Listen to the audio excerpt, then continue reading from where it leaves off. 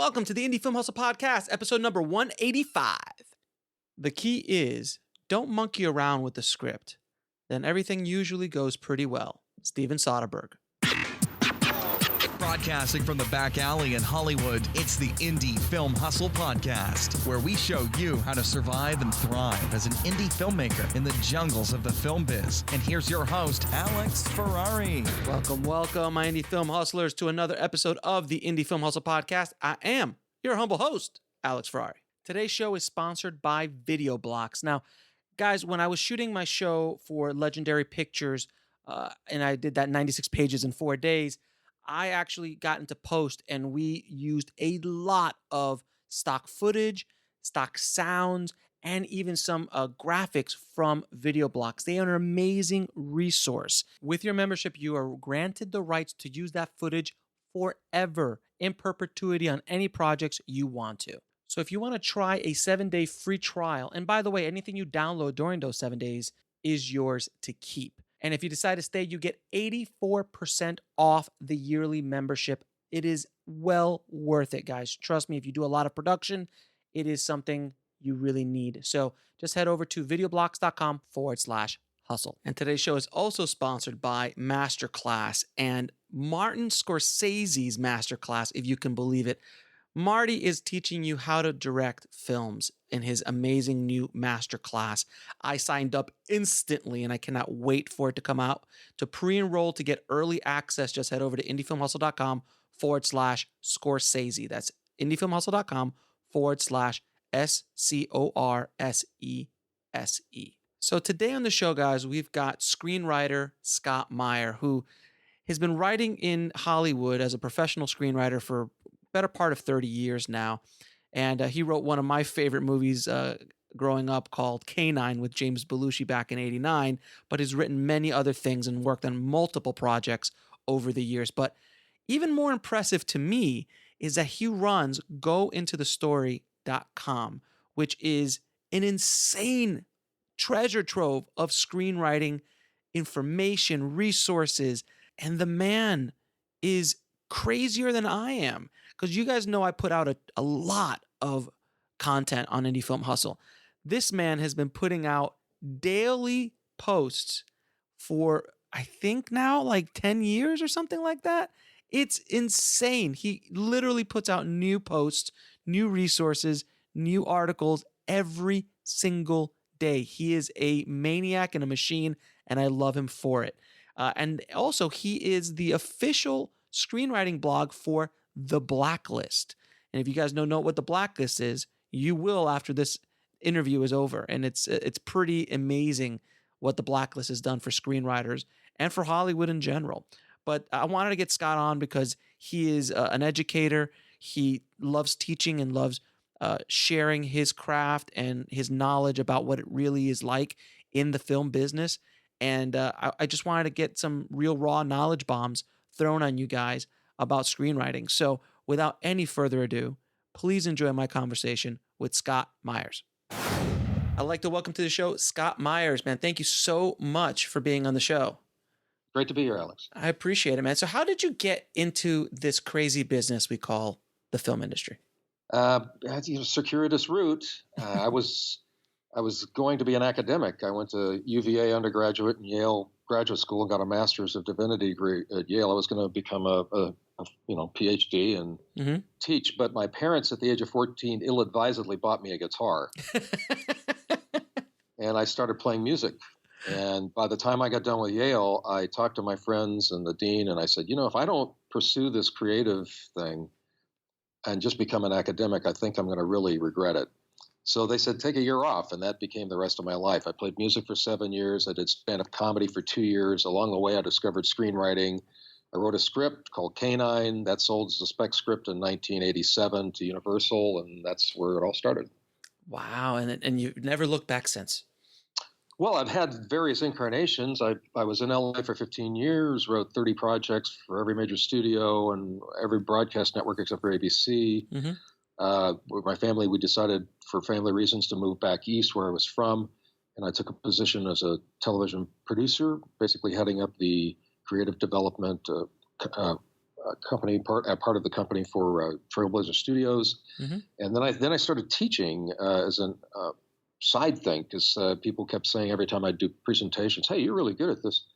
Started teaching adjunct through University of North Carolina in Chapel Hill, where we were living, and also UCLA Extension or the Writers Program. And then I started my own online company with Tom Benedict, who wrote Cocoon. It was the first screenwriter I met in LA. I called Screenwriting Masterclass, so I continue to do that. But now I'm in Chicago at the School of Cinematic Arts at DePaul University and full-time faculty here. And so I've transitioned into teaching. I still write, and I'm still, because of my blog and whatnot, actively involved in things in Hollywood and the entertainment business. But just wearing a number of hats along the way. And eating a lot of great pizza in Chicago, I'm assuming. Yeah, pizza and everything else. It's so good, man. The food there is amazing. Yeah, it really is amazing. So, one of my favorite films, one of my favorite films from the video store days when I worked at a video store was K-9. And I want you to discuss a little bit about how that script was made and what it did for your career. Well, I had one of those odd circumstances in life. I'm a big Joseph Campbell fan. I discovered him in college and studied him there at the University of Virginia, and then later on at Yale, and have read a bunch of his stuff over the years. And this idea about follow your bliss, find that which excites you and enlivens you, that you have talent for, and pursue that. And I'd always been a movie fan. My dad was in the Air Force. We moved around all over the place. When you're living in Minot Air Force Base, North Dakota, and there's nothing to do, and you can go spend 50 cents at the movie theater and watch movies all day long, that's what I did. So I was a huge movie fan. And as it happened one night, I was doing stand-up comedy in a club in Ventura, California. I'd gotten to know the owner, one of the owners there, and he was going to the USC Peter Stark producing program. And the script that he had that he was going to use for his master's thesis had dropped out. It actually got optioned. And it just happened that day. And we were talking that night, and he said, "Well, I need a script." And he jokingly said to me, "Can you write a screenplay?" And I said, "I can do that." Which has always been my attitude about creative things that I connect with. And I didn't know anything. He gave me 3 scripts: Witness, Back to the Future, and Breaking Away. And Sid Field's book, Screenplay Foundations of Screenwriting. And so I wrote a script, and then I wrote another one, and then we wrote one together called K-9, and that's based on actually a story we heard about a Ventura policeman, a canine policeman, who had a police dog partner who had been killed in the line of duty. And we met with this guy, and he was just like weeping as he was showing us pictures of this. And we thought, well, that's an interesting idea for a movie. We wrote the script, and as I say, it's sold to Universal, actually a preemptive buy for quite a bit of money. And that's where it all started. We didn't have a representation. Really? You didn't have any reps at the time? You just were able to. How did Universal find you? My partner was working as an assistant at 20th Century Fox, and slipped the script in there, and it went in for the weekend read, and Scott Rudin was the head of production, and evidently I've heard this from several people, at the end of all these scripts he didn't like, he slapped his hand on the table and said, "I love this one." And it wound its way around town. That night, I didn't have an agent that day. That night I met Dan Halstead, Steve and I, my partner, and Dan was just a junior agent at Bauer Benedict, which later became UTA. Dan's got his own management company called Management, but he was our first agent along with Peter Benedict and Marty Bauer. And so that's how it started. And then we just ran and took a lot of meetings, and off we went. Now, there was another dog cop movie around that time. Is there any connection? Yeah, Turner and Hooch at Disney. We were flavors of the week. We went around and met everybody, including an executive at Disney who said, "Hey, we were thinking about suing you guys," and we had no idea what he was talking about. But there was this project, Turner and Hooch, which was sitting in development hell there, and very typical. I learned a good lesson in Hollywood how they operate this similar but different, which is the business ethos. They're so afraid to make anything that they look for something that's similar to something that was successful. Well, we went around and people were telling us, "God, you guys were genius, man. Rin Tin Tin was the biggest star in the history of Hollywood, and here you resurrect him." I hadn't thought about that at all, but I just nod my head and go, yeah, that's right. Yeah, sure. So they looked at our script. Disney looked at our script that sold for a lot of money, and they said, well, hey, if Universal thinks that a cop and a dog movie, a comedy, is a good idea, we should resurrect this thing, Turner and Hooch, which they did. And so there was this little competition between the two films, which would come out first, and ours did. And both movies, did well. K-9 spawned 2 sequels, and Turner and Hooch did very good business as well. Yes, they were both. I used to recommend both of them at the video store. If one rented one, I'm like, you got to watch K-9 as well, or the vice versa. Then I probably made, I don't know, 25 cents in residuals. So thanks, Alex. Not any time, sir. Anytime. I'm sure. Well, I watched that movie a ton of times when I love that movie. I love James Belushi. He was in the top of his power back then, during that time of his career. So, thank you for making the movie, sir. Yeah, it got made, and you can't say that about a lot of projects in Hollywood. I mean, seriously. And I remember that hit the theater. It was a theatrical release, and it made, if I remember, it did very well. Both of them did very well for the time. That's when Hollywood was making, $8 million movies, $10 million movies. Yeah, they don't do that. They don't do that much anymore. The middle area is dropped out. They do those big budget franchise things and the lower budget things, but it's up to the financiers and other production companies make those $10 million and up movies. Exactly. Now, how much research do you do when you're writing a script? Well, for example, with K-9, I actually spent time with the Ventura K-9 police. Mm-hmm. Then once the project got set up, went on some ride-alongs with some of the LAPD. Mm-hmm. I did a lot of research. So yeah, I do a lot of research. Do you suggest that screenwriters, when they're writing something, to do as much research as humanly possible? Yes, up to a point. It can become an excuse not to write. I can't tell you how many times when I was living in LA. Of course, you see screenwriters all the time, and aspiring screenwriters as well. And you say, "Hey, how you doing? Oh, yeah, I'm working on this great project. It's World War II thing, set in Korea. Oh, great. See him 6 months later. How you doing? Yeah, I'm researching this project in World War II in Korea. Well, when are you going to start writing? I do think it's important to do research. Be smart about it. But you can get a lot of anecdotes, a lot of character development, a lot of inspirational things that can inspire scenes and whatnot. You need to hit that mark. That big 25-cent word. The script has to have a sense of verisimilitude. It's got to feel real. It's not a documentary, but it's got to come across as authentic. You have to gain the confidence of the reader that you know what you're talking about. So to the degree that you have to do the research to get to that point, then research is important.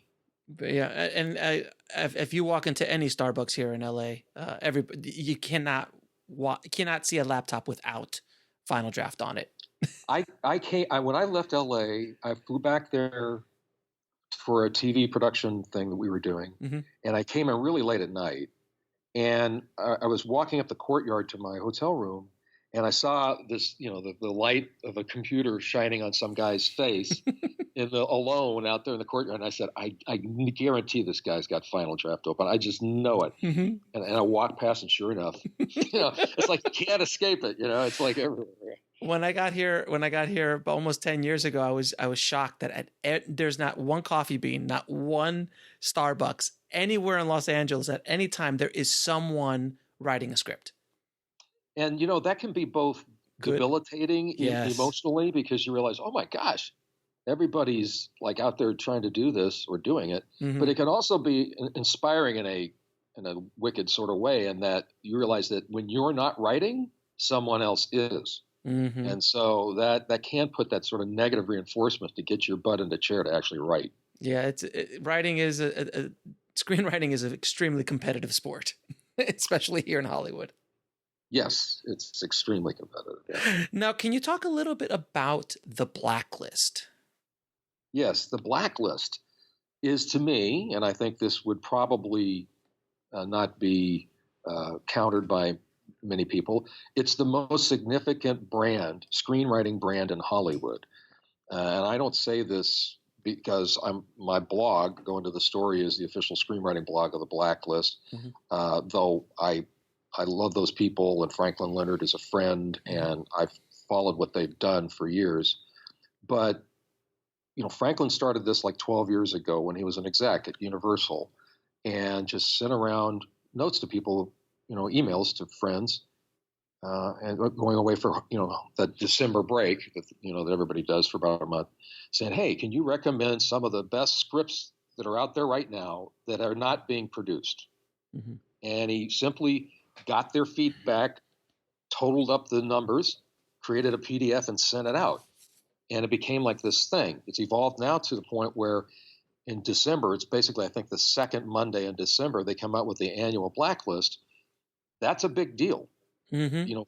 For that 2 to 3 hour period of time, the entire development community in Hollywood is focused on what makes the Blacklist. That I've interviewed dozens of Blacklist screenwriters. Mhm. If their script makes the Blacklist, uh, if you're not represented, you can get represented. Most of the scripts are, with writers who were represented. Mhm. If the project has been sitting and not moving forward, well, oftentimes it gets it moved forward. There's talent now that will only read material if it's on the Blacklist. For example, uh, um, The Imitation Game. Mhm.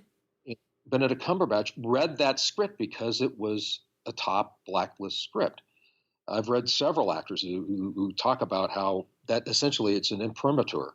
The Blacklist is a good housekeeping seal of approval that the community, the development community, is saying this is a script worthy of your attention.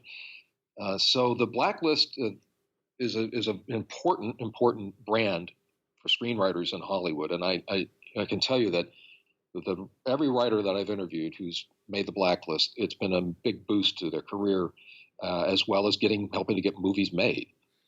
And a lot of the scripts that are on the Blacklist sometimes are, from what I've known and from what I've read over the years, is like some scripts are just, they're not producible sometimes. They're so good or they're so out there that they're wonderful scripts, but Hollywood would just not take the chance on them. Does that happen often too? I don't know. Often, I mean, it's just getting anything made is Yeah. extremely hard in Hollywood, even if it comes with the kudos from the Blacklist. Mhm. Yeah, there have been certain projects, like there was a project about uh, a comedy about Ronald Reagan being president, who was suffering from essentially early or dementia, Mhm. and that looked like that was going to go forward, but then some people thought that was insensitive or whatnot, so that got pulled. Um, Ironically, some of the more bizarre scripts, I think the Blacklist helps. For example, there was the script oh gosh, the one about Michael Jackson's monkey. Yes, I Uh, heard about that one. yeah, Isaac Adamson, I think, wrote that up in Yeah. Portland, and it's getting made as a stop motion picture, stop Mhm. action, whatever you call that technology, Mhm. with Dan Harmon as an executive producer. So, Bubbles was the name of the script. That Of was the name course. of Michael Jackson's chip. Of It's like course. literally told from the perspective of Bubbles during a crucial year in Michael Jackson's life. So, That's genius. It's actually a quite genius concept. oh, it's fantastic. Of course, Isaac said there was no way that he thought anything would happen with it. He just thought it was a funny idea. But there you go. It's kind of like what Charlie Kaufman does with his scripts, like being John Malkovich, who in the right mind thought that would ever get made. Right? Yeah. But it was genius. It was absolutely a brilliant script. Can you talk a little bit about, from your perspective, your feeling on the way Hollywood is going today and how it's so dramatically changed from the days of K-9 to the days of today, and obviously a lot of big problems are happening at the box office this year. It's one of the worst box offices in decades, if I'm not mistaken. I know this Labor Day coming up, they said that this is going to be the worst Labor Day weekend in 25 years. So I want to hear your perspective on that, if you can. Well, it has changed considerably. So the underlying ethos of similar but different that we talked about earlier, that I think is still pretty much in place. In fact, in some respects, Worse. it's almost like it's almost worse in that they're looking for things that are more similar than more different Mm-hmm. because that fear factor. The main changes, some of them for the positive, the digital technologies, Mm-hmm. which in some respects, at least if you're a filmmaker, is a major boon because you don't need to buy film stock. You can literally go out with a digital camera or even your iPhone. We saw Mm-hmm. that with Tangerine, Mm-hmm. that movie, where you can go out and make a movie for next to nothing. These micro budget films, Edward Burns makes and whatnot, that, for $25,000 or even less, you can do that nowadays. On the other hand, because of digital technology, you've got the CGI phenomenon, so that you can make these incredible spectacle movies. Unfortunately, that has tended to suck the air out of what used to be a mainstay of Hollywood filmmaking, which was mid-budget dramas, mid-budget action thrillers and whatnot. And so the studios, for whatever reason, I think they have some numbers to bear this out, though that may be changing with this summer because so many of the franchise movies have underperformed at the box office. They put their money into these franchise films. I have this, you've heard that theory of the four quadrant film, which is adult, child, male, female. Well, my theory is that there's a new four quadrant theory: franchise, franchise, spectacle, nostalgia, and international. Those four things are really driving the marketplace right now. And so you've got this bifurcated approach that the major studios have, which is expensive $250 million franchise movies, and then lower budget genre type things. In the middle, whatever is left of the middle, is really being handled by these financiers and production companies. There's probably still as many movies being made, maybe not as many necessarily as back in the 80s, but the major studios are not making anywhere. Disney used to make like 35, 40 films a year. Yeah, exactly. Now they make, maybe 15.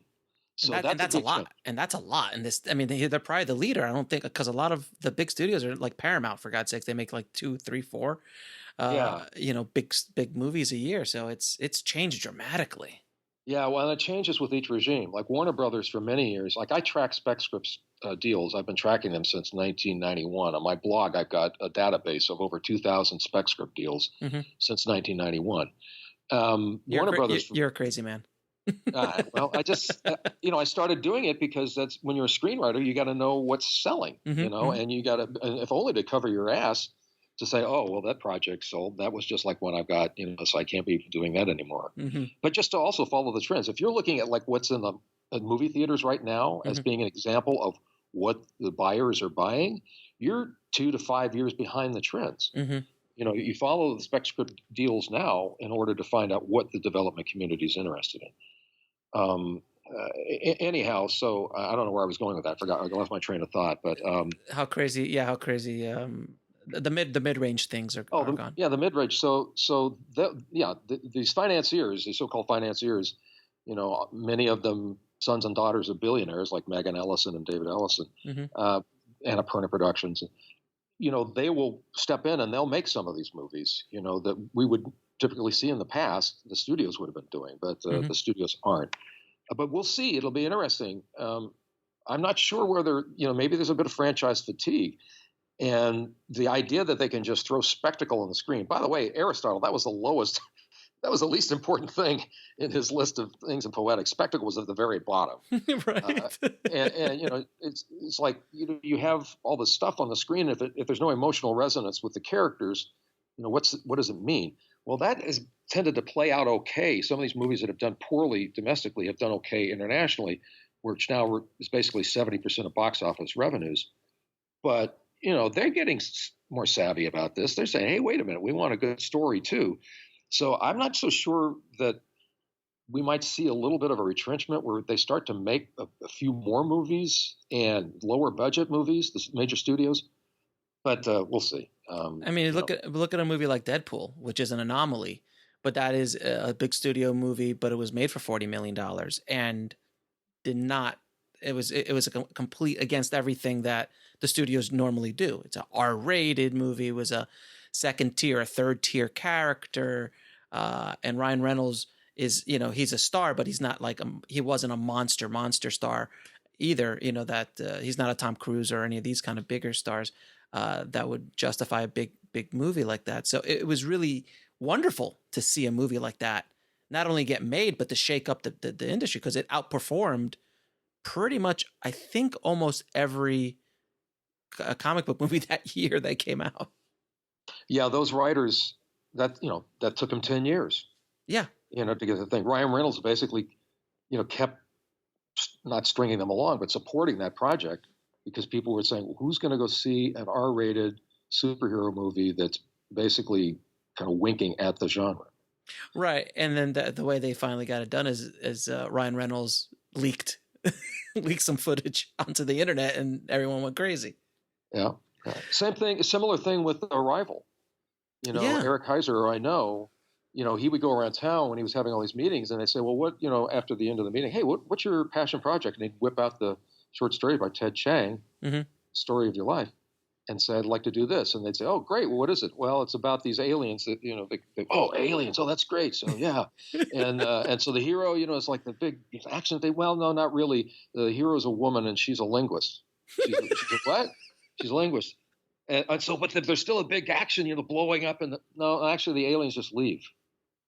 It's a linguist who solves it. And they would just, nobody was going to make this movie until, some producers finally saw it. And now, you see it. It's a fantastic movie and it's done really well. It always takes, it takes one person to say yes, one person who's got clout and passion for it. Yeah. And you just try to find, as a screenwriter, you try and find those people.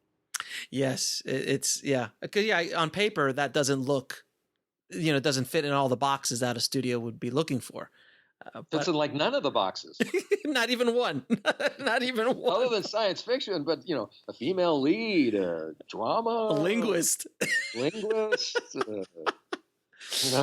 I know. It's no action. What? It didn't make any sense. Do you ever think that Hollywood is going to come around to original ideas and really start focusing on them? Because they might be riskier, but these franchises that they keep bringing up, they're all from 80s, 90s, and even 2000s.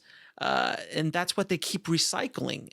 And they're even going deeper now into television and anything that's, but there's a certain point where they're going to run out.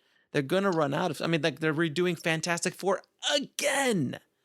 They're rebooting it again. Like, guys, just original. What do you think? Look, if you talk to, most working screenwriters, we all say the same thing, which is we'd love to see more original movies made. Mm-hmm. But the reality is, again, it's a fear-based business. And right now, frankly, this nostalgia element is just huge. Stranger Things and that kind of, yeah. And so, like the perfect, what really drove this home to me was when I saw Jurassic World. Mm-hmm. You remember that the Spielberg gaze, when they look up and, right? In Jurassic Park, when you first saw that was when they saw the dinosaurs for the first time. Mm-hmm. In Jurassic World, when you first saw that, it's when they saw the park for the first time. So the Jurassic World was a wash in nostalgia about the movie Jurassic Park as exhibited in the actual park itself. Mm-hmm. So I think we see that right now, and that's a major driver. Frankly, even many Blacklist scripts that do well have a nostalgic element. Last year, the top script was on Madonna. The year that she was, Blonde Ambition. She was going to break out that year. The year before that was Bubbles on Michael Jackson. Mm-hmm. Yesterday, a spec script sold that was called Jack and Dick, about the odd friendship between Jack Kennedy and Dick Nixon. Really? So that's, so you see a lot of these Blacklist scripts, the dramas are historically based dramas that evoke something of our past. And so you can still do original movies, involving nostalgia. But this franchise type thing, that's just completely all about repeating the same thing. Look, I have a running bet with some writers. How soon will Warner Brothers reboot Harry Potter? Yeah, I was wondering that myself. Like at a certain point, like when are they going to do it again? If they continue to have problems, which they are, it just shrinks the time before because they're going to do that. But they did it with The Hobbit, which was just, oh God, like why? They did that basically it's close to a reboot of Lord of the Rings as they could have made. But I was wondering, like, how long is it going to take? I'm like, can they do it? Like, it's Harry Potter. This is something that's never been done in the history of cinema. We'll see. I look, it's an IP. They own it. It's, universally loved. They'll have another generation that will come up and have their version of Emma Watson and, all the rest. I wouldn't put Hollywood. They're driven by obviously trying to make money. I mean, But these things are all run in cycles. mhm. I remember I was a musician for many years and living in Aspen, Colorado, and which was great at the time because there were all these clubs where we could play. But then disco came along, and so a lot of these clubs turned into disco, and it was very depressing for actual musicians because you wouldn't make as much money that way. Mhm. But then what came along? Punk music came along, Mhm. and garage band, the Dire Straits came along with Mhm. Sultans of Swing, and so that led in the whole Nirvana and all that stuff. So these things run in cycles, and it's the same thing with movies. Mhm. There will always be filmmakers out there doing original content, and with the digital technologies, it's not that expensive to go out and do things like the Duplass brothers and whatnot. Mhm. Where you can just make these movies that are character based, and they'll find their mark. The Big Sick, perfect example. Did you see Mhm. The Big Sick? No, I have not seen it Great yet. movie. I want Oh, to it's see it. terrific. It's a terrific movie. It's got like a 98 rating on Rotten Tomatoes, and it's an original film, and it's just touching and human, and done great business, and so there's always room for that type of thing. Now, where agents and managers, how and when do you need to get one? How and when? Well, obviously, it's of a benefit to get represented. You can't typically get material to producers and studios without being represented. Some people can have an entertainment lawyer and do it that way. Uh, how do you get a manager, basically, or an agent? First of all, I think my advice to people is you focus on managers. Managers are different breed than agents. Agents are, this is a real generalization, and it varies from agency to agency and management company to management company. Mm-hmm. But as it was explained to me once by a manager, he said agents wear suits and managers wear blue jeans, which is an interesting way to think about it. And agents are deal makers largely. That's their primary thing. Mm-hmm. Managers are more about nurturing the careers of writers, and so they can spend a lot more time with writers, actually developing material and whatnot. Again, it varies from manager to manager. They're much more likely to be open to unsolicited material. Mm-hmm. Just email them, do it very briefly, like Seth Blockhead did. He wrote Hannah, and what a great script! Oh, he was in Vancouver, and he's just sent out an email to like 500 managers. New spec script, girl trained to be an assassin. Interested? And he got like 2 responses, and one of them became his manager, and then that led to Hannah. Well, you can be a lot more targeted on that. Whatever project you've got, go IMDb Pro, find 10 to 15 movies that are like yours in the same genre space. Mm-hmm.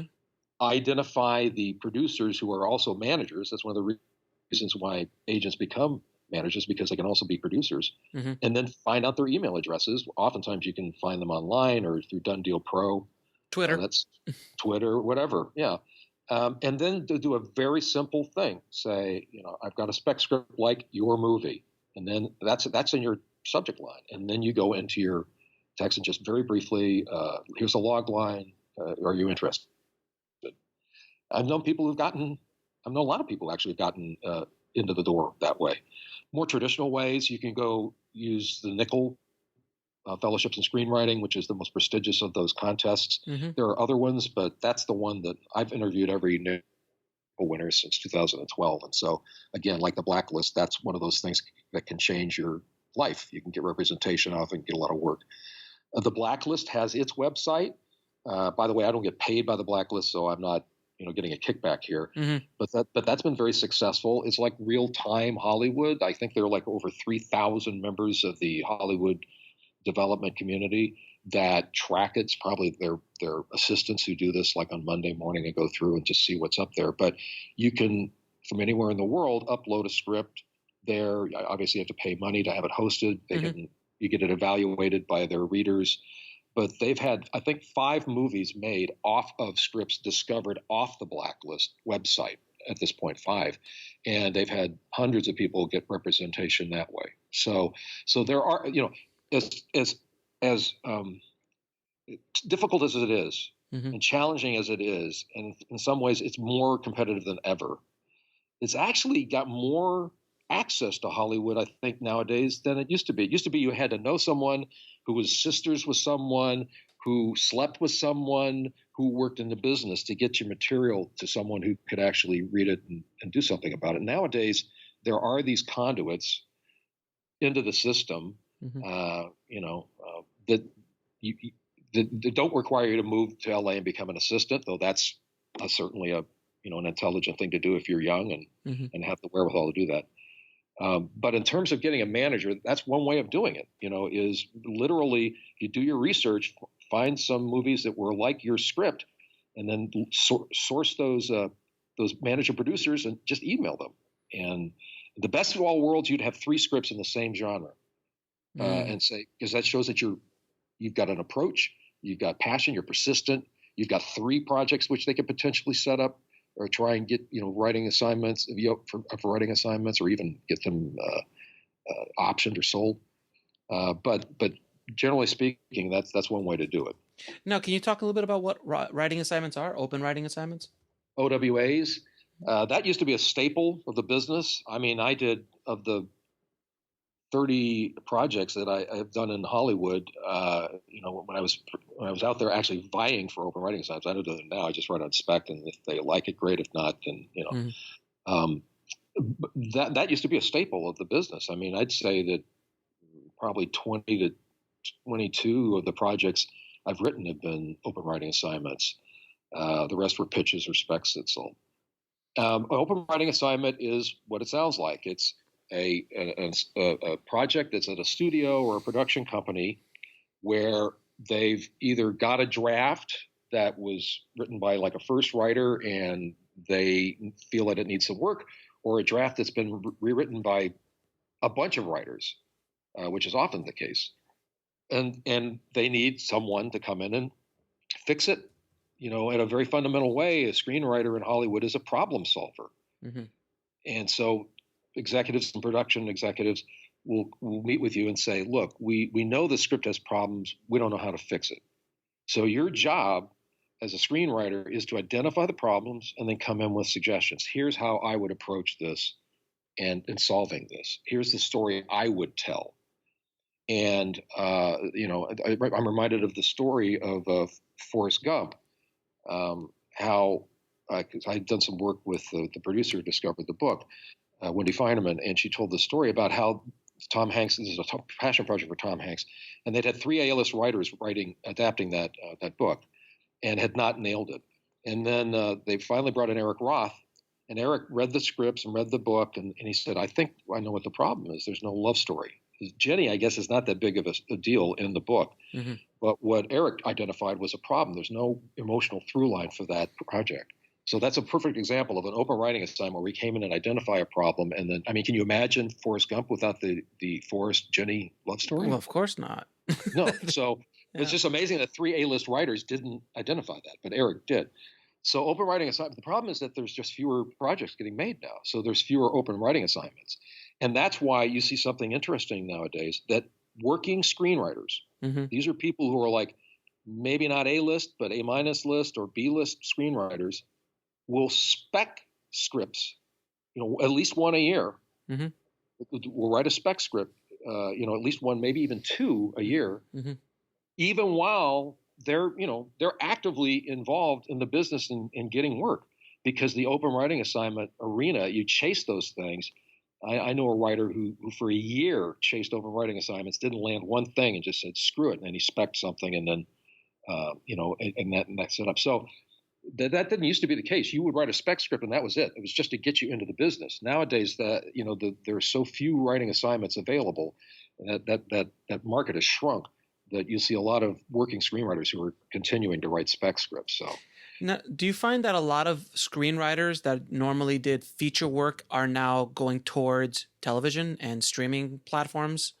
Yes, that's absolutely the case. And there's an upside and a downside to that. Some upsides are it's employment.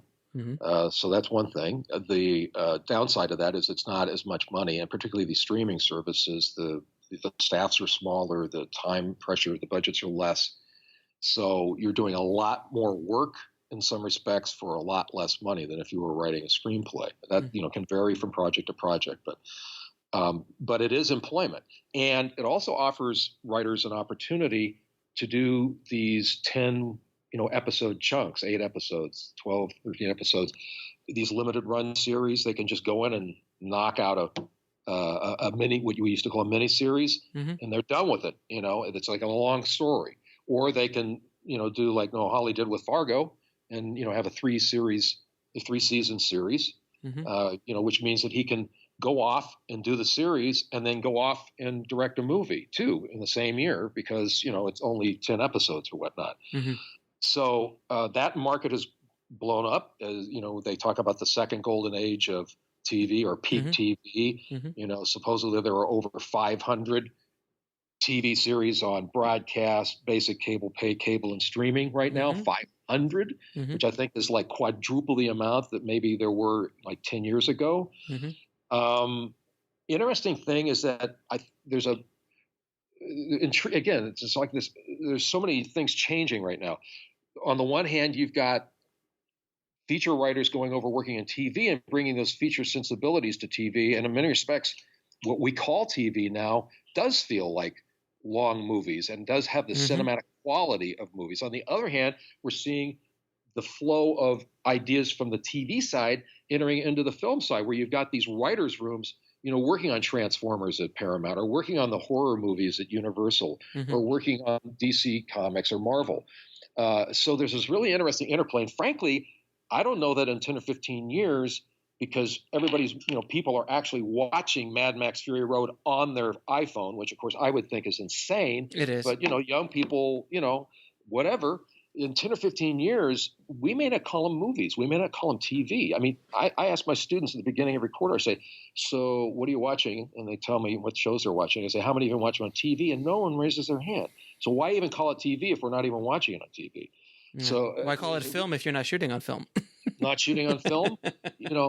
If what is it about, the 2 hours? Maybe we're seeing a growth, by the way, of short films. These short film festivals are expanding. And short films is another way that you can break into Hollywood.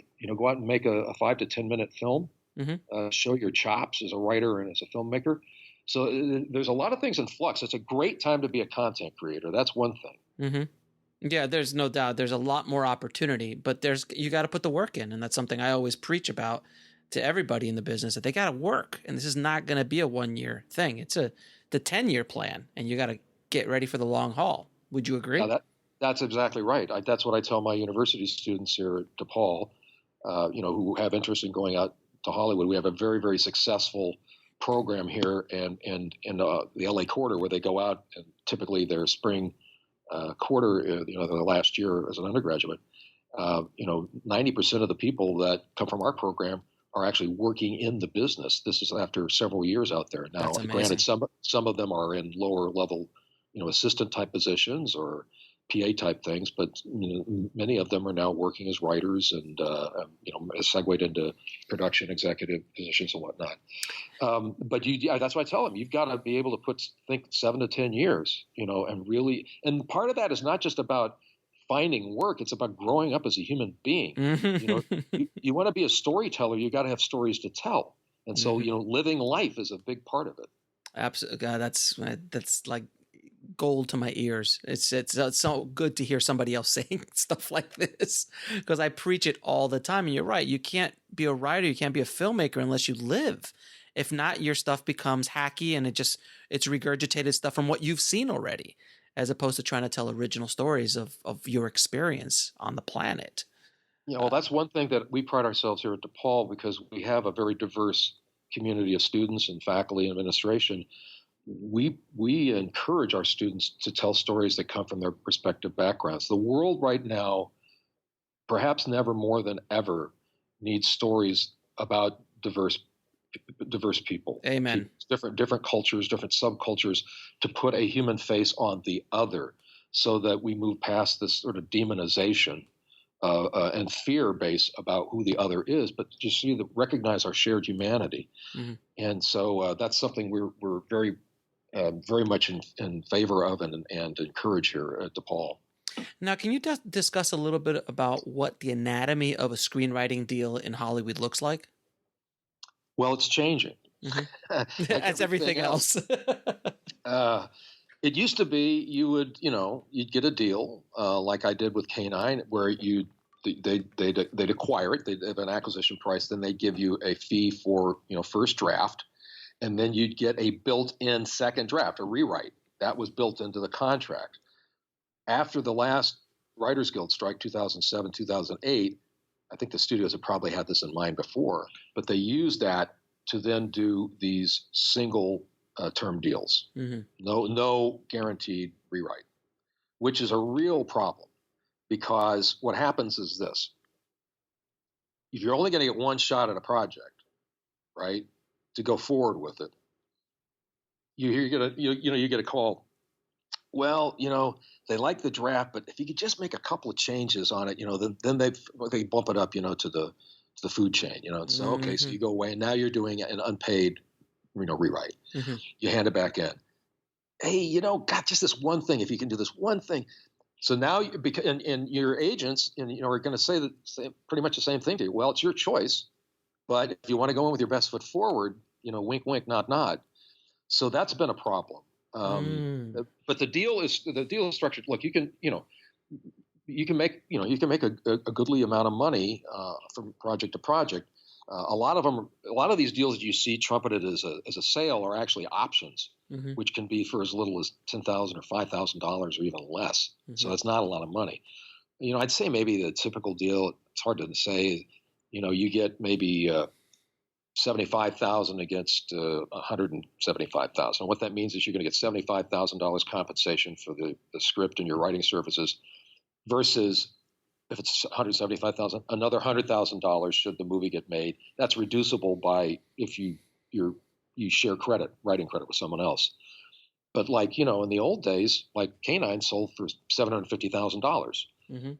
And there are scripts that do sell for that much money, but it's just very rare. But so when you see somebody say, "Oh, it's a six-figure deal," you have to be very careful about that, because that six figures is almost assuredly talking about the back end stuff. It's like that, that $80,000 against 200,000.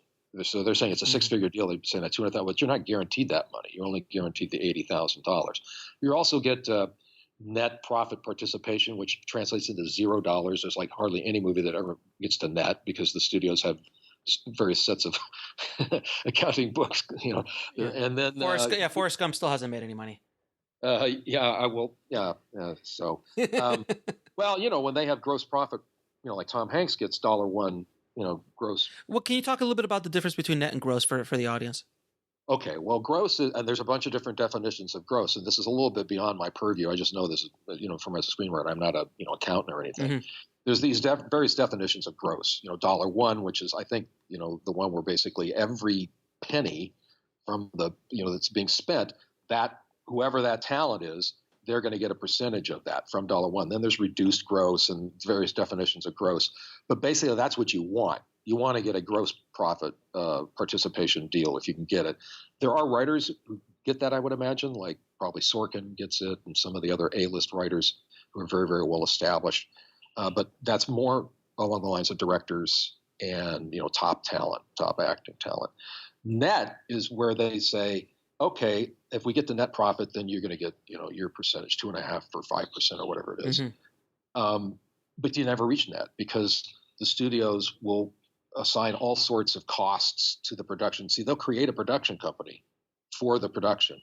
Then they lend the money to the production to produce the thing, and they charge interest on that loan. That interest goes back to the studio, and it's also a cost to the production. See what I'm saying? So it's like really, really hard to get to net. I think perhaps My Big Fat Greek Wedding, a movie like that, which cost $5 million and grossed upward to $300 million, Nia Vardalos probably saw some net dollars on that, but it's very, very rare. Yeah. So can you list off a few of the do's and the don'ts on the business side of screenwriting? Because I know that's a very mysterious thing, the business of screenwriting for screenwriters. Everyone's always talking about the craft, but the business side's not talked about that much. Well, on my blog, I've got like 200 blog posts called The Business of Screenwriting. So Yes. you could go into thestory.com and read that. I've got a whole slew of things there. Well, first thing is learn the craft, and that's super important. You've got to Yes. my mantra, right? Watch movies, read scripts, write pages. It's possible to learn what you need to do just by doing that. And reading scripts is the one area that people tend to fall down on. It's incredibly important to read scripts, not just the classic scripts, but current scripts within the last 5 years that are done, movie scripts and or Blacklist scripts or nickel scripts, because you're learning the style, sensibilities, and just getting into the mindset of what people are responding to in Hollywood. But you need to learn your craft. You need to find your voice. You need to have an approach to story prep and how you get through, so that you're confident enough to know that when you sign that contract, for $200,000 to write this project, you're going, yay, and you turn the page and it says script due in 10 weeks. And, your sphincter doesn't go up through your mouth. You got to have the confidence to be able to do that. And so learning the craft is critical. But there's some basic don'ts. Don't be an asshole. That's a big one. People in Hollywood like to work with the people they like to work with. It sounds kind of silly, but it's absolutely true. If it comes down to writer A or writer B, and writer B is an asshole and writer A is not, and they're both equal talents, then they'll probably go with writer A. Everybody you meet is a potential networking opportunity. And I don't like the word networking so much, but it really is true. You've got to develop a network. Don't expect your agents and managers to land you, gigs. A lot of times you'll land them just through the relationships you develop with production executives. So nurture those, follow up with an email or a call and say, hey, I really enjoyed meeting you. I thought that was great. And drop in, every so often, like 2-3 months, and say, hey, what's going on? Nurture those relationships. Be kind to assistants. Huge. They are human beings just like you. Don't overlook them when you're excited to go see that manager, that agent, that studio executive. The assistants are human beings. Moreover, they go up the food chain, and the person who is an assistant today will be a studio executive and could hire you tomorrow. But, just as a human being, be kind to them, because they have very, very difficult jobs, and, they are worthy of respect.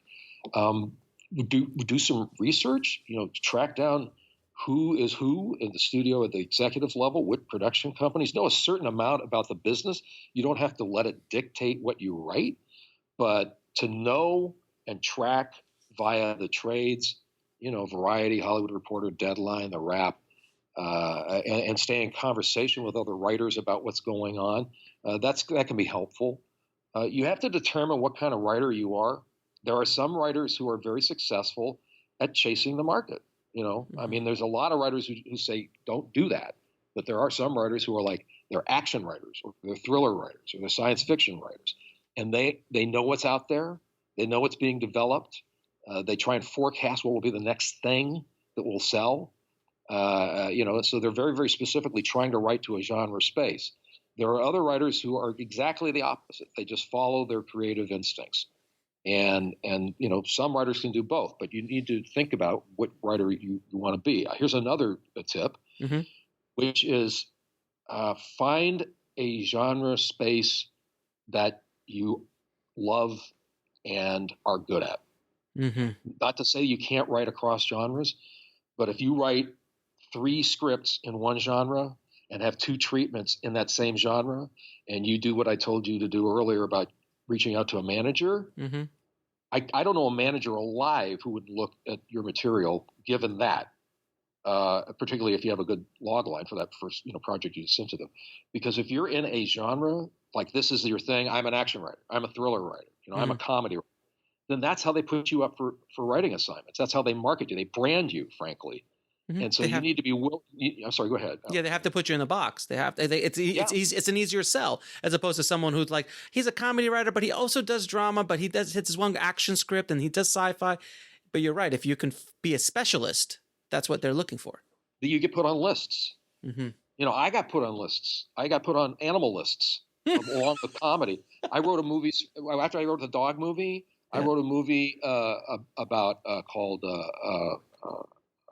it was about a pig and a witness relocation program. Genius. Called Hamlet. And then there was another one about frogs. There was another one, frog. So I joked that I wrote movies about dogs, frogs, and hogs. I mean, they put you in, they assign these things to you. And if you're willing to do that, Right. then that's your brand. And so you can do that for like 7 years and make some good money. Oh, that person is, is a comedy guy, or that woman is great with, with drama and whatnot.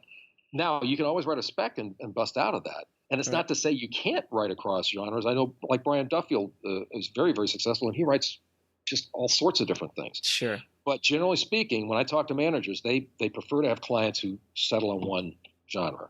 So those are some words of advice. I hope you found that helpful. Now, why hasn't Hamlet been made? Oh, that was easy.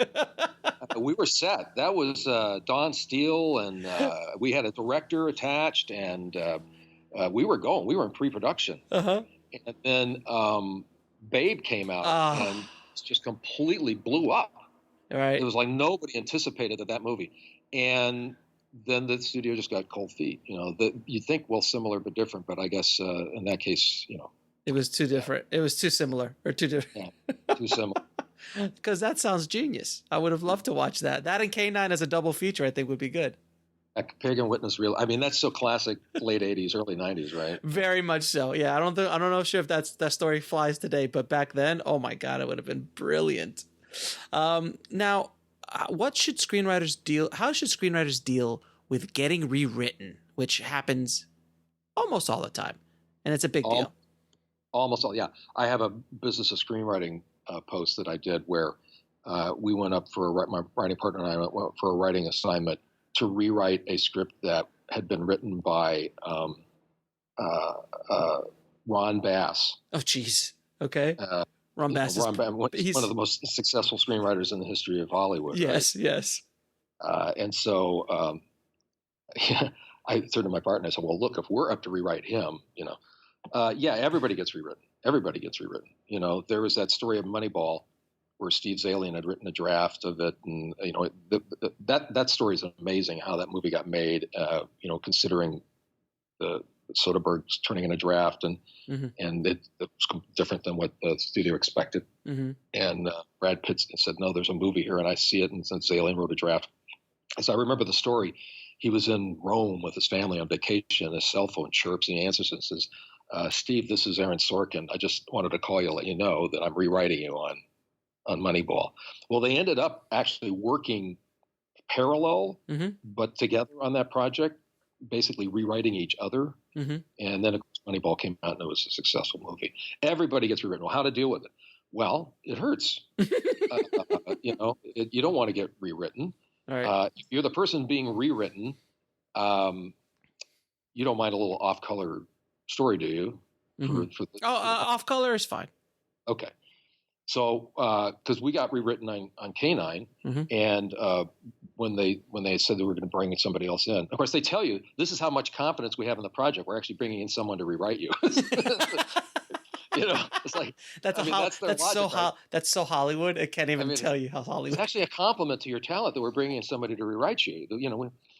So anyhow, my agent Marty Bauer said, "Well, guys, you got effed, but you got effed with a golden dick." So that's.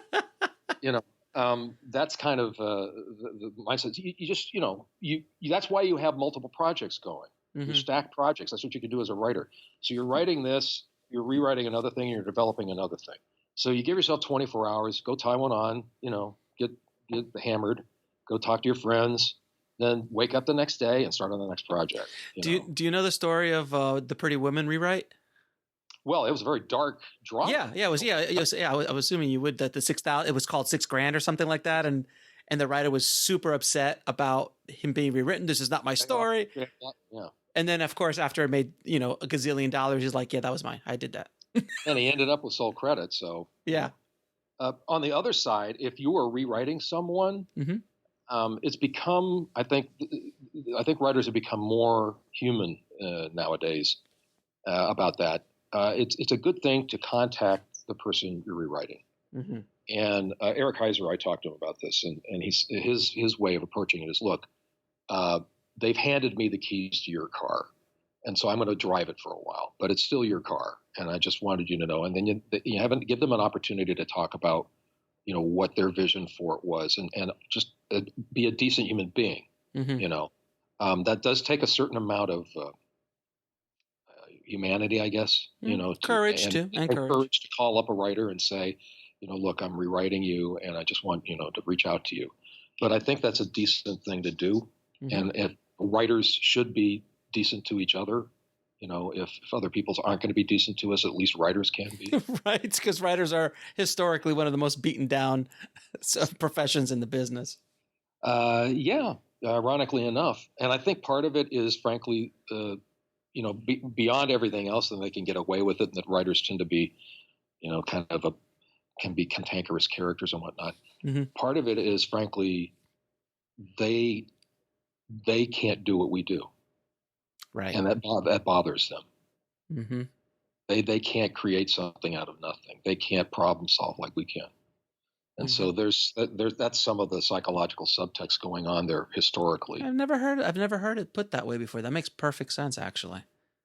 It's like that goes back to that line. I think Thalberg, Irving Thalberg, the first great Hollywood producer, was meeting with the writers, and he had a love-hate relationship with the writers. Mm-hmm. But he said, what is it with you writers? You think you're so special. It's just it's just a matter of putting down words. and one of the writers looked at him and said, yeah, but to know which words. Brilliant.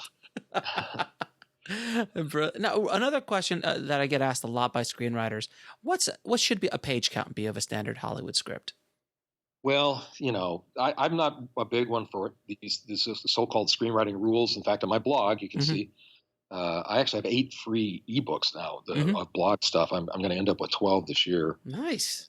Thanks to Clay Mitchell and Trish Curtin for helping me edit those things. But one of them is so-called screenwriting rules, and one of them is about page count. Stories are organic, and there are conventions and expectations, but there's no real rules. Can you have an act that goes into like page 35? Yeah, you've got to make sure that it needs 35 pages, but generally speaking, you're looking at 20, 25. Okay, page count. I think that there's been some shrinkage, frankly, because people like things to move more quickly nowadays because of YouTube and whatever. So what used to be like a 120-page script, I'd say now maybe, we tend to see scripts 105, 110 pages. Mm-hmm. What used to be the end of Act 1 is now oftentimes the middle of Act 1, So I would say, again, this is just a rule of thumb, and I hate to use that word. No, it just says a ballpark touchstone. Mm-hmm. You want to write a 100-page script, basically. There are certain readers that will think that a script maybe is undercooked if it comes in at 90 pages or not. Something around like that. Now, that's not always the case because you may work with a production company that's very specifically working on a low-budget movie, in which case, 85 pages or 90 pages for a horror film or whatever, or comedy. Perfect. That could be fine. But if it's a studio thing, if it's science fiction, you got to do a lot of world building, so maybe it's a little longer. If it's an action movie with a lot of scene description and not much dialogue, maybe it's a little shorter. So, 100 pages is probably a good page count, I like 105, but everybody's got their thing. Got it. And then are screenwriting contests worth it? Well, to the people whose careers have been benefited by them, they would probably say yes. I mean, there's a bunch of them out there. There's the Austin Film Festival. There's Tracking B. There's Tracking Board. There's Nickel. Well, the Nickel is legit. I mean, that's the Academy of Motion Pictures Arts and Sciences. I mean, that's been around for, that's like got major people involved, on that board. And there's just a track record of those people who, win the Nickel going on and doing well. Or even placing in the Nickel, it gets you attention. They sent out email blasts, I think from quarterfinals up, maybe semifinals up. I don't know exactly. The top 10, absolutely. Mm-hmm. I know people who finished in the top 10. In fact, we had a DePaul student who finished in the top 10 and, got representation off that. And he's currently working as a screenwriter in Hollywood. So, you have to understand, bottom line, these contests are about them making money. You have to understand that. They don't do this because they're generous. They do this as a money-making operation. That's why they charge those fees. Okay, so just understand that. do your due diligence. If you make sure you see, check the results. Have people actually translate into getting gigs. Now you have to be careful. There's some really kind of hinky things up there. Mm-hmm. People will say, this deal, so and so who was a graduate of this, online educational outfit, or who is they'll say an alumnus of, well, what that means is they submitted their script to the competition, Mm-hmm. right? They didn't actually learn anything. Or this educational outfit, maybe they just gave them a bunch of PDFs Mm-hmm. and they did peer review of their but they'll say this deal that they signed. Well, what the deal is simply they just got representation. They get their manager. No, there was no money. There's no deal. Right. You don't even sign with a manager. There's no contracts with managers. So you have to be very careful about what they claim, their success rate is. But, if you do due diligence, you'll find, read interviews with writers. Mm-hmm. A lot of them will talk about their experiences, having tried contests. And but if you really want to be safe, the Nickel is the safest one. I think Mm-hmm. probably the Austin Film Festival is, maybe not as much cachet as the Nickel. Well, Mm-hmm. it definitely doesn't have as much cachet. But then the other ones, just be buyer beware. They are out to make money. Mm-hmm. And some of them, I guess, are more successful than others. But just the best thing you can do is just write the best script possible. And if you really want an honest, unfiltered thing, is to use the Blacklist website, because then that's the ultimate contest. You're actually having people who are in the business, reading your material based on, your log line and some evaluations. And as a direct line to the buyer. Great advice. Now, I wanted to go into your insane blog, Go Into the Story. I want you to talk a little bit about that blog and what an insane resource it is for screenwriters. Well, I started it on May 16th, 2008, and I've blogged every day since. So it's like 3,300 consecutive days. Jesus. The inspiration for it was simply this. Back then, there weren't as many resources as there are now. Mm-hmm. And a lot of the stuff that was being trumpeted as, back then you'd see actually people saying, learn the secrets to writing $1 million spec script, from people who had never worked in Hollywood or Right. had a movie made. Shysters. Yeah. And that was upsetting. I had people in my online classes saying, I just feel completely ripped off, or they'd show me notes that they got from a script consultant, and the notes were just complete, BS. Mm-hmm. And so I felt like, well, I worked in the business. I've had movies made. I've written dozens of projects. I've done TV and film. I've taught. John August had a great, he's like the grandfather of all this stuff. He started his blog, I believe, in 2004, and it's an incredible resource. But what I didn't see was someone doing it every day, like someone who was following the news, someone who's tracking spec script deals, someone who's providing inspiration and information on a daily basis. And it's just was an extension of what I do naturally as a writer, where I would just go through and look at the trades, follow the news, and I read poems, and I read writing quotes for inspiration. And, so that's how I started it. It's like a free resource, no advertisement. I've never had an advertisement on my blog.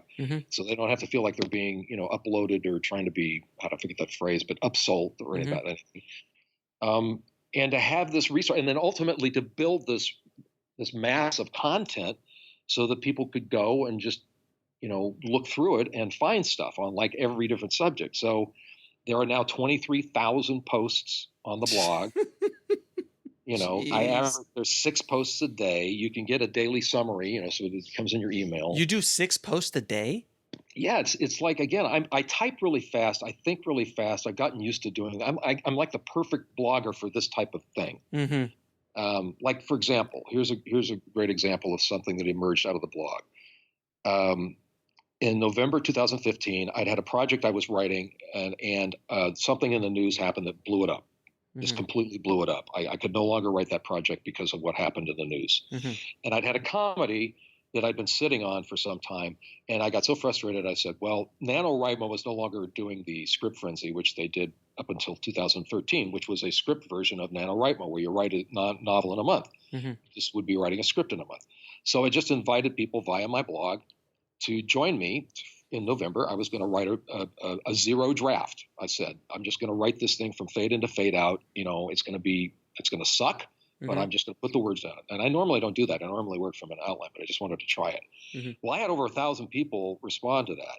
In fact, it created this thing called Zero Draft 30 Challenge, the Zero Draft 30 Challenge, which we now run twice a year. So starting on September 1st, which is tomorrow, we're going to be running the Zero Draft 30 2017 September Challenge. And every day on the blog, I'm going to post something there along with my other posts about the challenge, where people come and they talk about, what they're writing. They'll provide some inspirational quotes or videos or whatnot. There's a Facebook group, the Zero Draft 30 Facebook group, which has got 2,300 members, a terrific group of people, very supportive, positive-minded. We have a Twitter feed, hashtag ZD30script. And so this is something that's emerged now that twice a year, the idea to get people writing, to write 2 spec scripts a year, which is what you should be doing.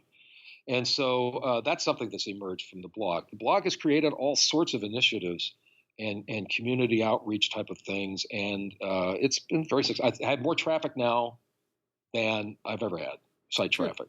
That's amazing. Oh, I mean, I've known about your site for a long time, and I before I ever opened up Indie Film Hustle, I used to visit it all the time, and you just have such a wealth of information. I don't know of another resource out there that has so much for free. For free. It's all free. Yeah. Yeah. Let me just one little anecdote about this. I had a friend who's a writer who said, "Scott, why are you doing this? This is insane. Why are you giving away all this content for free?" Right. Basically, almost every good thing that's happened to me professionally since has been because of that blog. Yep. I am now more well-connected in Hollywood than I ever was when I lived 2 miles from 20th Century Fox. I know more managers, more agents, more producers, more talent, more writers than I ever did when I was out there.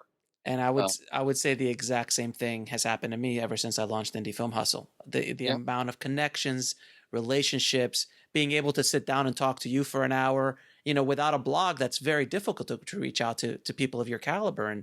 And just as the relationships you've built over the time, it is everything that's happened to me since I opened up Indie Film Hustle has been generally directly because of the blog. So I understand 110%. Yeah, your site is one of those sites that provides quality content, and those resources are great. I think film school's not for everybody. I think at a school like DePaul, where they can literally go out and they're making movies in their freshman year, because we've got 3 sound stages at CineSpace where they shoot all the Chicago Fire, Chicago Med, and all that stuff. They've got incredible gear, but film school's not for everybody. So you can put it together, a version of it, by using places like Go Into the Story or your site and other sites. There's just a ton of free quality content. Just make sure you vet things and are looking for the quality sites out there. Now I'm going to ask you the last few questions, which I ask all of my guests. So be prepared for your Oprah questions. I call these the Oprah questions. Okay. What advice would you give a screenwriter wanting to sell their first screenplay? Well, if it's only their first screenplay, they've written their first screenplay, I would say write 2 more. Don't try and sell your first screenplay. I can almost guarantee you that after you've written 3 screenplays, you'll look at your first screenplay and go, "Wow, I thought I'd written a great script, but it's got some issues." So and moreover, again, are you going to, when you're signing that contract in the lawyer's office and it says this script is due in 10 weeks, I tell this to my university students, and you can just see them tense up. I say, you've got to have a confidence that you can do this. Now, maybe after one script, like Diablo Cody, did with Juno, but she'd been a blogger for years, and she'd written, a memoir. She was a writer. She's a born writer. And maybe some people can do it with one script, but my advice would be write 2 more scripts. The best advice I've ever heard about screenwriting was given to me by Jim Uhls. Do you know Jim? Yeah. Jim said, when you sit down, write a screenplay. When you're done with that screenplay, write it straight. Don't edit it. Don't do anything. Just write it straight. When you're done, put it in your in a drawer. start another screenplay. Do the exact same process, put it in the drawer. Do it a third time, put it in the drawer. Now take that first script out and start rewriting it, because now you're a better writer. That's great advice. Isn't that amazing? I thought that was just brilliant. And he had the number 3 like me too. So now, can you tell me what book had the biggest impact on your life or your career? Oh, that's pretty easy. It's The Hero with a Thousand Faces by Joseph Campbell. Oh, what a great book. It's an academic book. I was shocked when I came to Hollywood and I saw it on the bookshelves of studio executives and producers. Like, what is this academic book doing here? And of course, then I found out about George Lucas and Star Wars. Mm-hmm. But because of Chris Vogler's book, The Writer's Journey, Mm-hmm. which is an excellent book, and that has, the hero's journey, he reduced these 17 aspects of narrative that Campbell talked about in The Hero with a Thousand Faces to 12 Mm-hmm. to make it more amenable for screenwriting. Mm-hmm. It's become a thing. Mm-hmm. And it makes me kind of sad in a way, because I've heard producers say this. In fact, I blogged about it because somebody did this on a message board. A manager said, "I hate the hero's journey." Mm-hmm. Why? Well, because it's all just this formulaic crap. Well, that's not what Joseph Campbell intended at all. Mm-hmm. And I'm sure that's not what Chris Vogler intended. It's Mm-hmm. what's happened. People tend to reduce this thing, trying to find some sort of paradigm, Magic or bullet. pattern, magic bullet, Right. That's not what Campbell had in mind at all. So I tend to approach the hero's journey from more of a meta view. Mm-hmm. The three stages, separation, initiation, return. Mm-hmm. The idea of transformation, that the whole point of the hero's journey is transformation, and that the message of the hero's journey is follow your bliss. And so it works for me on 2 levels: as a writer Mm-hmm. and storyteller, and as a human being. Mm-hmm. Because there is no more important message for a creative person than follow your bliss. I don't think. God, It's yes. it's the first thing I tell my students every quarter, and it's the last thing I tell them as we end every quarter. If you get nothing else from having worked with me in class, live with this idea. It's a scary way to live. It has ups and downs, but it is the most authentic way to live. If you are aligned with what turns you on creatively, and you choose to pursue that with passion, and you have talent, and you have a voice, and you think that you've got something you can say of worth to the greater society and the world at large, then you are set on a path that's going to bring you great satisfaction. Yes, ups and downs. Yes, trials and tribulations. You're on your own hero's journey that way. Mm-hmm. But at least you have aligned yourself with something that is yours. Campbell had a saying, I'll paraphrase. He said, there's nothing sadder than for someone to spend their lives climbing the ladder to success, only to discover they've been on the wrong wall. Oh, wow. What an amazing quote. And that's the antithesis of follow your bliss. That's someone did not follow it. They followed somebody else's, not their own. Whether it be their parents or what society told them. Absolutely. Yeah. Find out what you want to do. Find out what your rapture is, your bliss. He was, I'm sorry, I didn't mean to interrupt you, but he was more of a philosopher as well as an academic. And a spiritualist. Yes. Yes. He created his own, he taught at Sarah Lawrence University for 43 years. Mm-hmm. Sarah Lawrence College, I guess it was. Yeah. I have a picture of the doorknob for his door from Sarah Lawrence College on my desk. It's there on my desk. I had someone who went to school there and found the door to his office that he had for a few years and took a picture of it. That's amazing. But yeah, he created it. He didn't get a PhD. There was no PhD in what he did. He just read. People asked him, "Do you pray?" He said, "No, I read." He read 10 hours a day. He read stories from all around the world, and he noticed these similar dynamics: separation, initiation, return. The hero gets transformed. He saw it over and over again. So now, that book, Hero with a Thousand Faces, that's the most inspirational book for me. Now, what is the lesson that took you the longest to learn, whether in the film business or in life?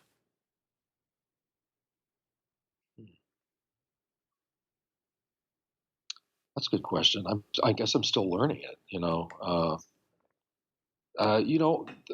For a long time, I looked at my life and I thought, I've never failed. I never even got, like, all the colleges and graduate schools I applied to. Mm-hmm. I never got rejected by any of them. Mm-hmm. And so for the longest time, I was just living this life, and then, selling a spec script for, a lot of money and all this, right? Everything I did, music, comedy, academics, screenwriting, successful. You learn the most about yourself, I think, in life in general when you fail. Yes. And that has been a lesson, that I think it has been something that I've had to learn. And you have to have that understanding to work in Hollywood, because you will. You are absolutely going to fail, and you're going to fail multiple times. And so you've got to be able to live with that and learn from that. So that's probably the most important lesson that I've struggled to come to grips with. It's not fun, obviously, failing, and it's hard to determine from time to time, like, what lessons you can learn from it. But the one thing is universal. You just get up and you go back at it. Persistence. That's, writer, absolutely. If you fail, just get back up and go on to the next story. Now, what are 3 of your favorite films of all time? Oh, that's easy. The Apartment is absolutely my favorite movie of all time. Brilliant. Billy Wilder is my favorite. Billy Wilder and Izzy Diamond, those are my favorite. Billy Wilder's my favorite filmmaker. But I also love the Coen brothers, and I also love Pixar. I'm a huge. Those 3 are, and Kubrick, I guess, too. But yeah, of course. Oh, I could talk for hours on Kubrick. I'd be tempted to put Up in there because I thought Up was just brilliant. I'd be tempted to put. There's a handful of Coen brothers movie. Any of them, they're great. Inside Llewyn Davis is an incredible movie, but I'll go with a couple more traditional ones. Dr. Strangelove, which it's just the greatest satire ever created, I think. And then I've got to include maybe more of Silence of the Lambs. The Silence of the Lambs is like the perfect for what I teach. It's like the perfect movie. I mean, it really is, and it was one of 3 movies to win all 5 of the major Academy Awards. I know, it was insane. And it's a horror. It's a horror movie. Yeah. So, and that was it it wasn't the first to win. I think, did Exorcist win? No, anything? It was 3rd. The Exorcist. I think it might have won something. Yeah, but it was. I think that back then in 1991 it qualified as a horror movie. I don't know if it would necessarily. Yeah. Right. Yeah. Oh, but it was the 3rd film ever to win all 5. 5. Best Picture, Best Director, Best Actress, Best Actor, Best Screenplay. Wow. It was an amazing film. Amazing film. Now, where can people find you, sir? Well, if they're in Chicago, I'm at No, not your personal home address. Online. I can tell you a bar that I hang out at over in my neighborhood, Lincoln Park. They can find me at gointothestory.com. That's, it's actually gointothestory.blacklist or BLCK LST.com, but just go into the story, which is my blog. And then Screenwriting Masterclass, which is my online educational resource that I teach online. I've been doing it for years.